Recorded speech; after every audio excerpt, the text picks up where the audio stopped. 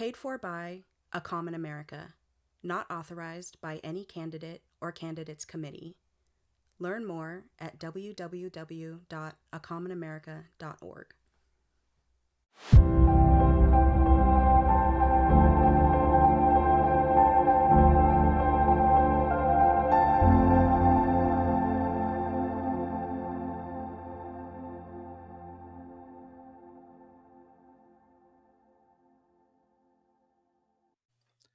Welcome to A Common America, the podcast. Today, we're excited to speak with Charles Wheelan. Charlie is a senior lecturer and policy fellow at the Rockefeller Center at Dartmouth College. He joined the Dartmouth faculty full-time in June of 2012. He has been selected as one of Dartmouth's 10 best professors by 3 different graduating classes. He teaches courses on education policy, healthcare, tax policy, income inequality, and related topics. Charlie is the author of The Centrist Manifesto, as well as Naked Statistics, among other New York Times bestsellers. He's been a candidate, has been a political staffer, and has seen the political process from nearly every side. Today, he shares his unique perspective on the political landscape we have today and talks about Unite America, a nonpartisan organization dedicated to fostering a more representative and functional government. Unite America is currently focused on promoting state-level process reforms, such as ranked choice voting and vote by mail.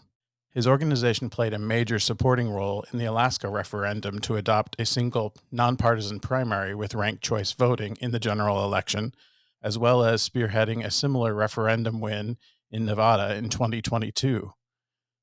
We are excited to have Charlie with us here today on A Common America, the podcast. Well, we're so excited to have you on, Charlie. Thank you again for joining us. I wanted to start with Naked Statistics. I'm sure you've had a lot of interviews and conversations about that.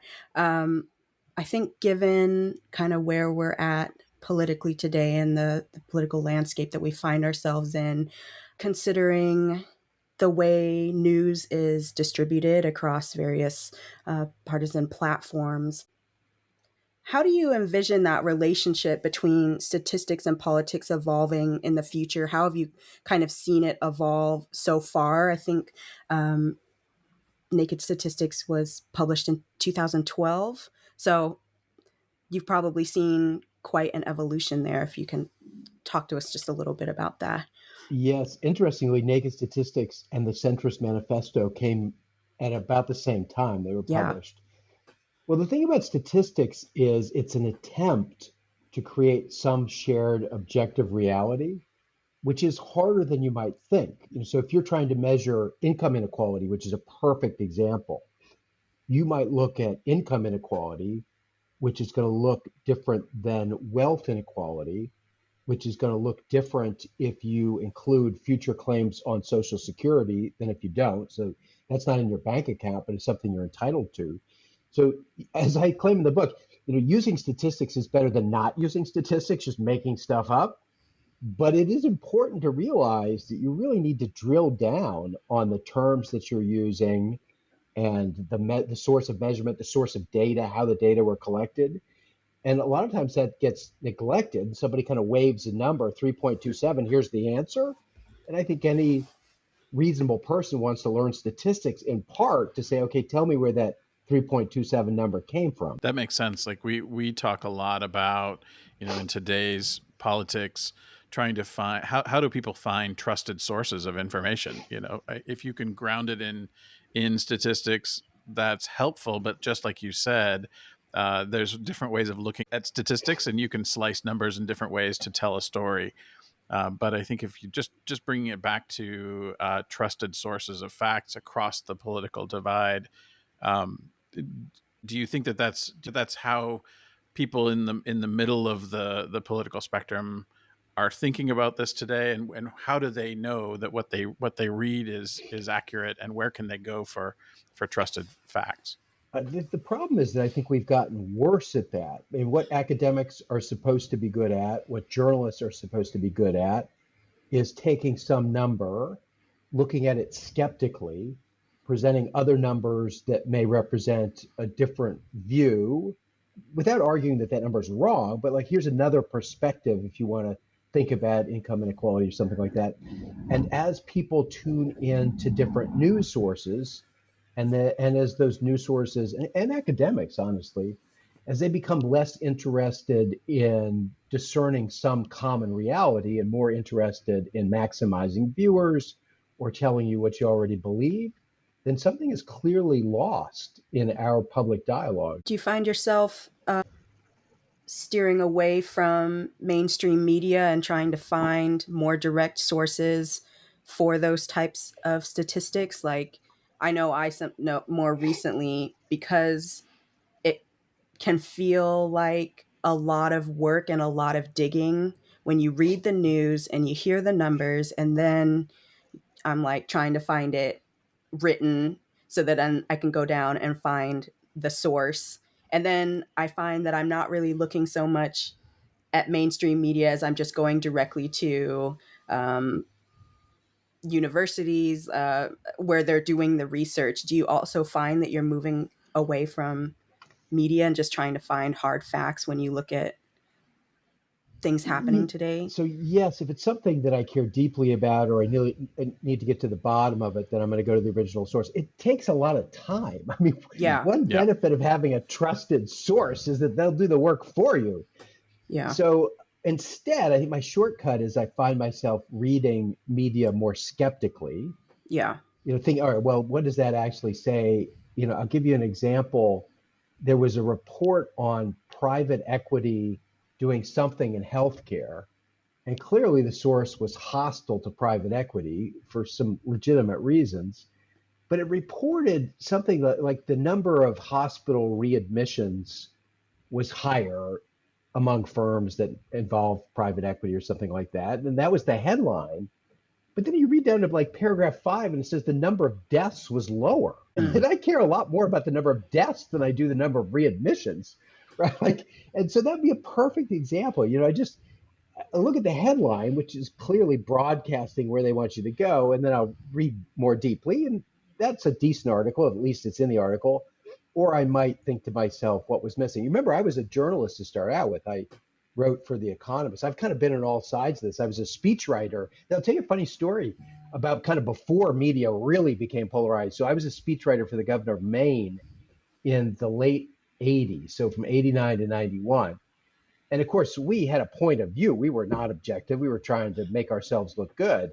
And when we believed that the numbers were really on our side, like we really were doing something good, we took it to Maine Public Radio or to this woman, Nancy Perry, who was always a pain in our ass when we were wrong. But when we were right, she was the smartest of the bunch. Like, look, we're actually right on this. And then if we were wrong or like we were really stretching the case here, we'd take it, I got to say, sadly, to broadcast television because they did not have a specialized person following the State House. It was somebody who was doing car accidents the day before, and we thought we could sell it to them. And that was more a quality issue, less of a function of their political beliefs.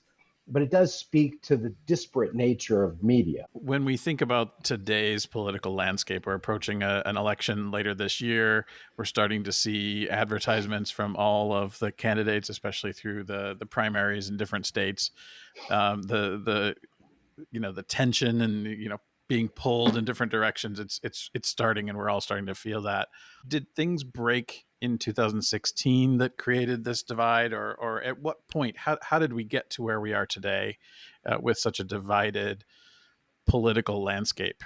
Yes, well, it probably depends on who you ask. But Sure. if I put on my kind of quasi historian public policy hat, you see a number of things happening as early as the 90s that lead us to where we are, some of which were unavoidable. I mean, I think I would probably point to Newt Gingrich, who really sharpened the ability to be partisan and encouraged his members to fight in ways that we hadn't seen before. And I did have a long talk with a retired House parliamentarian, and he agreed with that assessment. But then there are a whole bunch of things that were unavoidable. So certainly the internet, and I can look around in this call, we're all old enough to remember the optimism that ushered in the internet. It was going to be good for news gathering. It was going to be good for truth. It was going to cut out the intermediaries. That was supposed to be good. And on almost all those counts, it's gone the wrong direction. It's been disastrous for news gathering, the truth, and all the rest of it. It's also allowed us to self-sort, as you know, then social media piles on that. Then right about the same time, you get cable television and news becoming more entertainment than news. The fairness doctrine gets repealed. So it's like layers and layers. Meanwhile, you've got residential sorting. So we speak, not wrongly, about segregation by race and ethnicity, but at the same time, there's an even more extreme version of sorting by education going on, and education is now highly correlated with political beliefs. So you are way more likely to live with somebody who shares your political beliefs. So you kind of get up in the morning, go to work with someone who tells you how brilliant you are. You log into your social media, they tell you how brilliant you are. You turn on the news, they tell you how brilliant you are. And you can go a long stretch without speaking to any reasonable person who happens to disagree with you. Charlie, how do you think that's going to look 5 or 10 years from now? I mean, what do you think as we look at these, we talk about echo chambers and people kind of getting their feed custom tailored for their belief system. What do you, I mean, you know better than anyone I know. What do you think is going to happen over the next 5 to 10 years? There's certainly a dangerous scenario. So my daughter lives, I'm not going to give the city, she lives someplace, she likes it a decent amount. But she said something, she said, these kind of aren't my people. And what she was talking about is kind of politically. And so if enough people do that, enough people who feel blue move to blue places because they're more comfortable, and enough people move to red places because they're more comfortable. And of course, as soon as the red people move out of the blue places, then they become more uncomfortable for the remaining red people. Like, unfortunately, this is one of those processes that is not self-correcting. It is also true that the partisanship is not self-correcting. So it's never been a great job. We think Congress is a great job. Based on everything I know, it's actually a fairly lousy job in terms of just the demands on people and the skills that you need and so on. If Congress increasingly rewards skills like being great on Twitter and being obstructionist, and it punishes through gerrymandering and other things that we can talk about, the willingness to work across the aisle, to compromise, to be bipartisan, well, then, of course, Congress changes, and you start to get the retirements of the sane people, particularly on the Senate side. Well, then, of course, it makes it less hospitable for sane people. So my fear here is you've got a bunch of processes that feed on themselves in ways that are quite pernicious. How do you distinguish between bipartisanship and compromise? Because you hear them, oftentimes in the same sentence. People, I think, sometimes kind of assume that it's the same, but it's not really. No, it's definitely not. It's a very good point. But certainly there's compromise within parties as well. I mean, you're starting to see pretty big schisms in the Republican Party with the Freedom Caucus.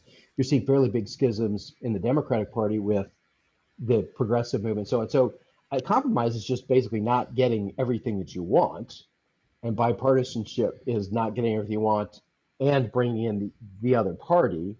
Mm-hmm. And historically, things that are durable, Social Security, the Highway Act, welfare reform, Medicare, tend to be bipartisan pieces of legislation because, unlike, say, the Affordable Care Act, which had no Republican votes, the other side isn't just raring to repeal it. If they were complicit or participants in creating it, then there may be an extreme faction that wants to get rid of it. But part of the reason you want to be bipartisan is, I believe, if you listen to people with disagreements, you can say, all right, well, that doesn't make any sense, but it strengthens your own argument, or maybe it does make sense. You can hopefully get to a better place by listening to all parties. But then there's also this durability aspect. You have more stakeholders, it's got deeper roots, and then you don't see this immediate attempt to roll it back. So I would argue, compromise is part of life, and bipartisanship is part of making durable and effective legislation. I'm going to tell you, I'm going to do a book recommendation. Mitt Romney's book is exceptional. And as you probably know, it's unique in that he gave his journals and emails to a journalist and then said, I don't have editorial control. I get to read it and tell you what I think is unfair. So you get this almost autobiographical book, but without our own ability to self-censor and make ourselves look better. And in the book, it relates an exchange where somebody in his own side, somebody like Tom Cotton, one of those fairly extreme Senate Republicans, says, we are never going to compromise. Compromise is terrible. And Romney looks at him and says, are you married? Like, 2 people requires a compromise. 330 million absolutely requires compromise. It's just, you can't get through life without some accommodation of people who don't think exactly like you do. Do you think that people are starting to become aware that the divided political dynamic doesn't work long term, and we're kind of at the place where it's breaking? Are people aware of that, broadly speaking? Like, some are, but is it broadly People known? complain about it, but the people always complain about politics. People complain about politics even when it was working from a public policy standpoint, when we were pretty much muddling through. So I don't know to what extent people have internalized how deeply broken it is. And by deeply broken, I mean quite specifically that there are serious policy issues. Remember, I'm a public policy professor by day. So I'm looking at things like healthcare costs, which are measurable and comparable to other countries, and the national debt, which is measurable, and you can see the size of interest. You know exactly what debt burden is going to be carried by future generations. Climate change, which is measurable, more debatable, but still it's quite clear, the data that we're seeing. And it's, if less clear, still serious in terms of what the costs of future generations will be. So I look at a series of very concrete policy issues and see a complete lack of progress. And on all those issues, if I took sane Republicans and Democrats, people whom I respect, and said, put your solutions in a hat, I'm going to pick one out of the hat, anything I pulled out of the hat would be better than doing nothing. And doing nothing is what we're currently doing on all of this. Yeah, that list was the partial rundown of the things we have on our website about what most Americans want addressed. And we keep trying to figure out, you know, our mandate, as you know, Charlie, is to go off and try to replace incumbents in the House that are extreme, who don't want anything other than their Twitter feed monitored by millions of people. It's interesting. You brought up healthcare costs. You brought up climate change. We believe, when we talk to people, that people want that addressed. Yet when we go back to voting, and you look in it, for example, MTG gets attention, but I'll give her some more. She resides in a 72% Republican district. Looking at that, a race as Democrat running against her, it's very, very difficult to figure out how she'll ever be replaced by someone we believe is more sane, as you said. So what do you recommend, knowing what we do or what we're trying to accomplish? I mean, how do you see the future of trying to rid the House, in this particular case, from the, I'll call them narcissistic people looking to be on social media, versus actually governing and providing service to the people in their district? Yeah, well, let me just tell you one MTG story. I last week spent a fair amount of time talking to somebody, retired member of Congress, who was part of the Freedom Caucus. So this is not a raging leftist. And he said that we can't have any Marjorie Taylor Greens in the House, right? So, because I would draw a distinction between people who are very conservative but have an intent to govern, and people who are just kind of untethered from reality. The former are people whom, if you actually come to agreement, they'll legislate with you. So because I'm from New Hampshire, which is a bizarrely small state, everybody knows everybody, and I play golf with Judd Gregg, who's the former senator, very conservative, like crusty old New England Republican.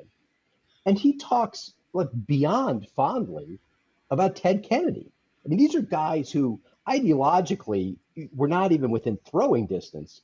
But what he said about Kennedy is, when he wanted, when there was agreement on 2% or something, when he wanted to legislate, then we'd write a bill. And they were personal friends, and they just said, okay, we come to this world with different views, but we're both here to legislate in ways that we think are better. And they did. They collaborated on No Child Left Behind and lots of other things. They're both quite prolific legislators. So as you know, with my Unite America hat, am a big believer in the combination of open primaries, which gets rid of Republican or Democratic primaries entirely. And people think, wow, that's crazy, except that that's how every student council election in every high school is run. Like, you don't have the band caucus and the football team caucus, each fielding candidates with the rest of the school having no choice, right? And so when you actually think about it, the primaries are nuts, especially in states where they're closed, where some very large percentage are completely frozen out of that first round of elections. So some combination of open primaries with ranked choice voting in the general election. And the theory is that primaries are really good for relatively extreme candidates, because only one party is voting, and it's only the most hardened members of that party. It's true in red states and blue states. And then When you gerrymander it, as you've already alluded to, there is almost no chance in a heavily gerrymandered district that the other party's going to win. So that all that matters is the primary. So you just kind of roll that up. All that matters is catering to the most extreme voters. And the only way you're going to lose your job is if you do something that might get you primaried. Again, we're all old enough to remember when primary was just a noun, not a verb. But if you should reach across the aisle and maybe do the C word, compromise, well, then you're going to get primaried by somebody who's more extreme in your own party. So life is about incentives. Remember, the first book was Naked Economics. And so we've created a system that actively discourages cooperating with people from the other party, or even people who are more moderate in your own party. So the theory of change behind open primaries and ranked choice voting is if you all run in the same primary, everybody has to speak to every voter in the first round. And that is fairly revolutionary. And then when you go to the second round, it could be top 4, top 5 advance. It's a little trickier, but you kind of rank your choices. If one person gets more than 50% of all first place votes, it's over, and it's no different than our current system. But if not, then whoever is in last place gets eliminated, and all the people who chose that person get their second choice, and that becomes their first choice.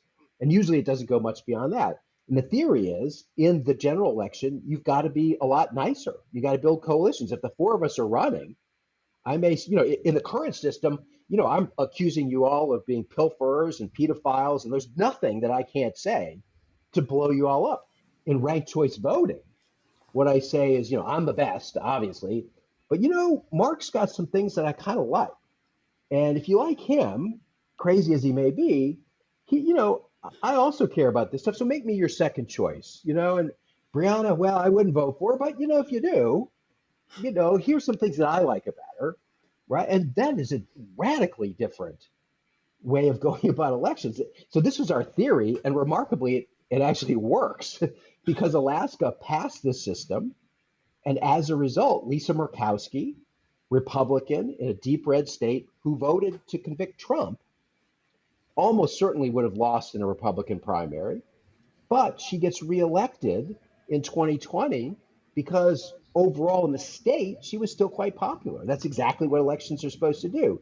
Sarah Palin, running for the House, is somebody who has a ceiling on her support. So there's some small number of people who really like her, but almost nobody picks her as a second choice. In fact, there was another Republican in that final round, and a high proportion of people who put the other Republican first picked the Democratic candidate second. Right? So it does what it's supposed to do, and it's not inherently red or blue. It's just inherently people who can build broader coalitions, which speaks to the kinds of stuff that we're trying to do if you want to solve public policy problems. So it seems like it increases the pool. When you think about turnout, sometimes the argument is the extreme views drive turnout because people come out to either vote for or against those extreme views. What ranked choice seems to do, and I'm interested if this is correct or if you have a different perspective, ranked choice seems to do is it broadens the pool because the largest section is in the middle, and that's where when you see compromise, you'll come to support that. And so it increases the pool of those that are engaged. Yeah, I mean, I'm an advocate on this issue. The tagline is every voter votes in every election, which is crazy. Like, sounds crazy, right? Except in primaries, that's not true, right? 8% of people vote in most primaries, and since most seats are not competitive, you have this crazy situation where 8 to 10% of voters are choosing, 80 to 85% of members of the House. And it is also true that what we're not trying to do is favor red or blue candidates. What we're trying to do is favor candidates with the broadest possible support. And the theory is, to your point, that broad support goes to reasonable positions, to what I would describe as reasonable positions, and what most people would describe as reasonable positions, kind of by definition. Charlie, can you comment on Unite America and making progress with that, I guess, philosophy across the rest of the country? Yes. So we narrowly won the referendum in 2016, I guess it was, in Alaska. Check me on that one. But then, of course, no, it was 2020. But then we've got to defend it because the political parties realize hey, wait a minute, it's kind of stripping power away from us. So it's back on the ballot. There's a repeal effort, so we got to face that down. In 2022, we won a similar referendum in Nevada that would go to open primaries and ranked choice voting. The state law requires that you win the same referendum 2 times in a row. So we got to win that again in 2024. And again, the political forces have woken up. It's amazing that you can win these things when both Republicans and Democrats are against you. But it's true that voters are like, maybe this is a good thing. If all the powers that be are against us, I want to take a second look. We've got variations of open primaries and ranked choice voting on the ballot in Montana and Colorado and some municipalities. So, while everybody is just obsessively focused on the presidential race for obvious reasons, there are some very interesting things happening at the state level. And just to give you kind of a little bit like the way this works, I think in Montana, which is obviously a red state, there is a pro-choice referendum on the ballot, which, as you've seen, in even places like Kansas, is fairly popular. So we've kind of taken the phrase voter's choice to kind of piggyback on this momentum. There's a lot of action at the state level. Oregon passed ranked choice voting at the legislative level. I can't remember the exact details. It's relatively rare to have it happen in the legislature, but they did that. So it's a little, I wouldn't say that there's a wave of momentum, but there's definitely a contagion effect because states can copy what's done elsewhere. You have this proof of concept from Alaska. You have this bizarre and very heartwarming example of Mary Peltola, who won the congressional race in Alaska, the first Native woman to be elected to office as a Democrat, endorsing Lisa Murkowski, who's a Republican, and vice versa. And there's this moment, Murkowski tells a story that's great. Mary Peltola tells a story where someone asked her who she's voting for in the Senate race, and she said, well, of course I'm voting for Lisa Murkowski. And then she realizes that in this climate, that might actually be bad. The fact that she says she's voting for Murkowski might actually be bad for Murkowski. So she goes into the kitchen at the event, calls Murkowski and says, I'm so sorry, I may have just made a mistake. I said, I'm voting for you. I hope this doesn't tank your campaign. And then Murkowski comes out and says publicly, well, I'm voting for Mary Peltola. So in your lifetime, certainly your recent lifetime, is there any other example of a Republican and a Democrat endorsing each other in statewide races? Not that I can think of. Yeah. We've done a lot of testing of topics through our social media, and we've found, much to our frustration, we found that more of the polarized presentations, like they drive attention, they drive engagement. It almost seems like we need some version of ranked choice, but for social media. But how do you find getting the word out about this new approach to primaries, but also to just a more centrist movement, generally speaking? Like how do you get that word out in a way that gets attention, that can drive momentum and engagement? It is very, very, very, very hard because politics everyone says they're engaged in the political process. They're not. Watching MSNBC and then complaining at a cocktail party is not being engaged in the political process. So most people really are not involved in any serious way. The Trump-Biden matchup is a huge distraction. Again, as I said, it's totally understandable given what's at stake, but that is not the problem. That is a symptom of much larger things. So it's hard. It's also true that people on both sides of the aisle, across the spectrum, would like very simple solutions, and there aren't any.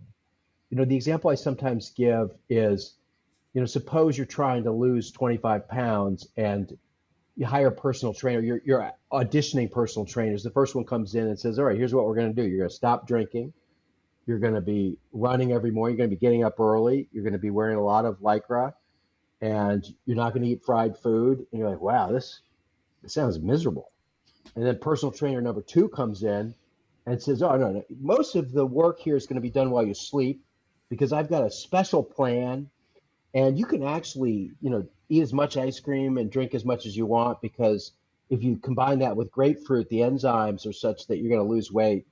And you're like, that sounds like complete horseshit. On the other hand, well, maybe it's worth a try because it sounds a lot better. Like this guy, he wants me on the treadmill, just maybe. And that's kind of what we do that. We do that when we're investing. We do it. So it's always easy to sell quackery. as opposed to just like the hard grinding it out for partial gains. And so we're committing, things like term limits are quite popular. I haven't seen any evidence to suggest that that would really change behavior, because we know a number of states have them, and I don't think those legislatures are any more functional. It vests a lot more power with staff and so on. So it's hard. It's really, we've got to work hard on our messaging. I've given you some of them already. The idea of having every voter vote in every election, trying to explain the connection between gerrymandering and primaries. I mean, I will say the one thing that we have going for us is once people think about gerrymandering, where you show them what these districts look like, and then they really think about political primaries, then the light does go off and they're like, yeah, that really doesn't make any sense. But it's at that point, you got to have their attention, and there's a lot out there vying for everybody's attention. Can you talk about how you differentiate for people between bipartisanship and nonpartisanship in relation to Unite America? Is that something people get confused about when you talk to them about it? Is it a term that you find people are not familiar with as much, nonpartisanship? Yeah, people don't really obsess over it, because what you're signaling is like we're trying not to be beholden to a party. There is a difference. So for our audience, it's an important distinction because we've got a lot of independence. And bipartisanship does assume, like, you got two choices here, red and blue, even as the largest and fastest growing political bloc in America is non-aligned. Now, they may lean one way or the other, but they are, and lots of political scientists like to point that out. But what I would point out is they have explicitly said they don't want to identify as an R or a D. They may vote consistently that way, but they're telling you that they want some other choices here and that they don't just want to have the red and the blue options. So nonpartisan, I think, is a more appropriate and representative term because it includes that large segment of unaligned voters. So taking that a step further, if you look at Forward and other, we saw some unsuccessful attempts recently at third-party organizations. I mean, what is your feeling about, especially after the centrist manifesto, and I'm an independent as well, but what do you think about a third party? I mean, what do you think has to happen in the country before a third party becomes, if that's what the solution is, before that becomes viable? Yeah. So just FYI, Andrew Yang has become a very vocal proponent of ranked choice voting. And he's built that movement. So that's great, actually. And so he and I have been collaborating on stuff. We did an event in New York not too long ago. I'm very encouraged because Andrew Yang is really good at getting people excited about change, but it's kind of been groping for an outlet for that excitement. So I think RCV might be it. I hope we definitely need more political competition. Realistically, there are probably at least 4, maybe more political parties. The Republicans should be at 2 parties. The Democrats should be 2 parties. Maybe there could be a 5th party that's somewhere in the middle. That's what most of Europe looks like, with the kind of center-right, center-left, and then the fringe parties. Our system is not amenable to that. So I think what you need, and I'm banging the same drum over and over again here, but the one thing about ranked choice voting, which we didn't talk about, is it does get rid of the spoiler effect. And again, that's invariant to whether you're red or blue. So in 2000, some proportion of people vote for Nader. That skews Florida, which skews the presidential vote, arguably. In ranked choice voting, Nader just gets eliminated after the first round. Presumably, most of those people pick Gore as their second choice. He wins Florida and so on. But it's also true with Perot and whatever that was, 88 or 92, I guess. If we assume, I don't know if it's true, that most Perot voters would have probably picked H.W. Bush as a second choice, then that also doesn't skew the election. So ranked choice voting makes it much friendlier for third parties because people no longer worry about either throwing away their vote or inadvertently electing the person they really don't like. So my sense is that we need some kind of process reform before we get more competition on the political front. Do you see a future where that ranked choice could be applied to the presidential election? It gets really tricky with the Electoral College. Mm-hmm. It can certainly be applied to the primaries. I think there are states that use it on the primary. I think it's probably constitutionally too hard on the president's front. Some people may have thought about it more than I have. I would be delighted just to see it more common in electing members of Congress. And by the way, state legislatures as well. Kind of the unheralded story in Alaska is you also have a more functional state legislature. There's a great story about, I think it was a Republican who was an opponent of RCV when on the original referendum, and she lost her seat. So then she had to run for reelection under the new RCV system. And she said it was really strange because for the first time in her political career, she knocked on every door. Right? She's so used to just, okay, I need the hardcore folks and I need these swing voters, and the rest of them I don't care about. But wow, suddenly I actually care about them. Maybe as a second choice.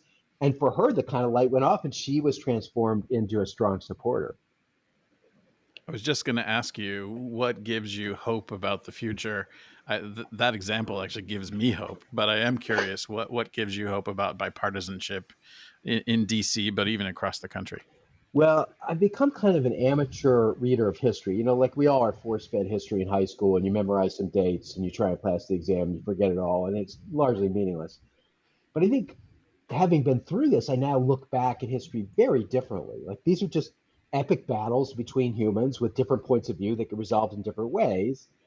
And I've come to believe that Winston Churchill was right. You know, he's got all these quips, but one of them is that America always does the right thing after it's exhausted every other possibility. And I think that is probably true. You know, there are one of my, I'll give you another book recommendation. I think it's called Our Better Angels by John Meacham. And he just talks about, you know, when it comes to facing down the Klan, when it comes to doing the right thing in World War II, we do the wrong thing for a long time. And then eventually our better angels do engage. And I am seeing that. The business community, which is preferred to kind of stay out of politics, particularly the high tech community, there's kind of this better than now libertarian view, which I think is very naive. But those folks are starting to engage as they realize that, wow, there's a lot at stake. We've seen a lot of terrific philanthropists. We're using the phrase political philanthropy, which is to say, if you're really, really, really rich, 100 years ago, you built libraries and museums and universities. We got a lot of those already. If you really want to fix the world for your grandchildren, fix the political system. And that has resonated. So there are a lot of altruistic, smart people across the spectrum, including very conservative and very liberal, but intellectually honest, who are engaging in this process of trying to fix the system. So we've been talking about the future and kind of how you envision the future. So I do want to touch on the Dartmouth Dialogues because I'm guessing it's probably a fairly younger group, but I know it is mixed, right, with faculty, staff, and students can be of all ages anyways. I guess what kind of insight have you gained about kind of maybe the students or the younger generations when it comes to voting and just how they view politics? And is it giving you hope when you have these conversations and you see these people?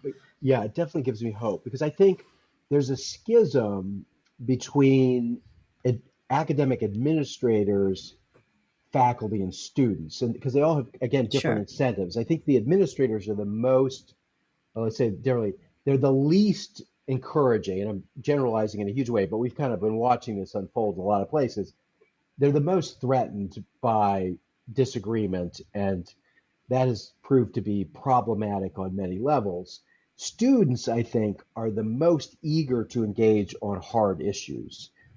And so what happens is you get this superstructure at the university level that kind of discourages these discussions because there might be protests, there might be disagreements, some students might be upset. And so even though I think most students would really like that, the administrator is like, well, this could go sideways really fast. Well, my definition of sideways is if nobody's hurt and you have a tough discussion, that's not sideways at all. I mean, that's why I went to the University of Chicago for grad school. Every day was sideways. Arguing is a recreational activity. So we are finding that there's kind of a new generation of administrators. I've kind of moved down to Tuck, which is the business school, where they're actively engaging these kinds of things. And the attendance has been terrific. We've brought in people, the students tend to lean left. We've brought in people who lean right. Not people who are conflict entrepreneurs. I mean, it's a little like pornography. It's hard to define exactly, but there's some people who have provocative views who come to those views honestly, the Milton Friedmans of the world. And then there's some people whom I'm not going to name who just are out there because they're throwing firecrackers to see what might happen. So I'm very interested in the former, not the latter. And we've had some great opportunities. I would tell you, like, one specific thing we do is everybody we have, the last question I ask, and because I usually do the dialogues, is give me an issue on which you've changed your mind, right? Because humility is a big part of this. The point is not just to, listen to you because it's the respectful thing to do. The point is to listen to you because I might actually learn something. I might evolve. And I'll give you one example. We had Senator Rob Portman, Republican from Ohio, come and speak to Tuck. He's, a lot less conservative than J.D. Vance, but he's still a Republican. And he ran, as did Barack Obama in 2008, against gay marriage.